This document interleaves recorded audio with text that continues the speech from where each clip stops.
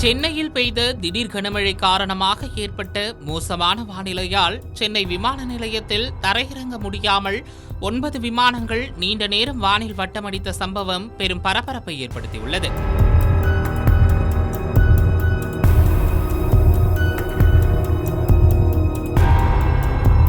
வங்கக்கடலில் நிலவும் வானிலை மாற்றம் காரணமாக சென்னை உட்பட தமிழகத்தின் பல்வேறு பகுதிகளில் ஆங்காங்கே மிதமான மழை முதல் சில இடங்களில் கனமழை வரை பெய்து வருகிறது.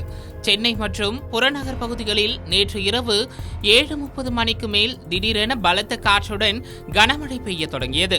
சுமார் 8:15 வரை கனமழையும் பலத்த காற்றும் நீடித்தது. இதனால் சென்னை விமான நிலைய பகுதிகளில் மோசமான வானிலை நிலவியது.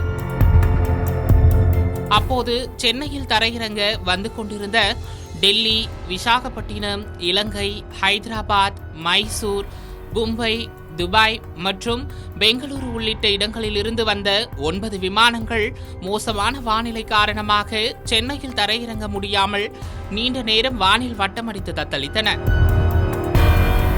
இதேபோல் சென்னையில் இருந்து புறப்பட தயாராக இருந்த ஹைதராபாத், கொச்சி, டெல்லி, இலங்கை, கொல்கத்தா, திருவனந்தபுரம், பெங்களூரு, திருச்சி மற்றும் கோவை உள்ளிட்ட இடங்களுக்கு செல்ல வேண்டிய 11 விமானங்களும் புறப்பட முடியாமல் சென்னை விமான நிலையத்தில் நிறுத்தி வைக்கப்பட்டன. இதனால் விமான நிலையத்தில் பரபரப்பான சூழல் நிலவியது.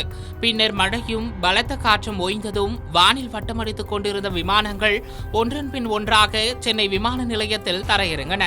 அதேபோல் சென்னையில் இருந்து புறப்பட வேண்டிய விமானங்களும் சுமார் 1 மணி நேரம் வரை தாமதமாக புறப்பட்டு சென்றன.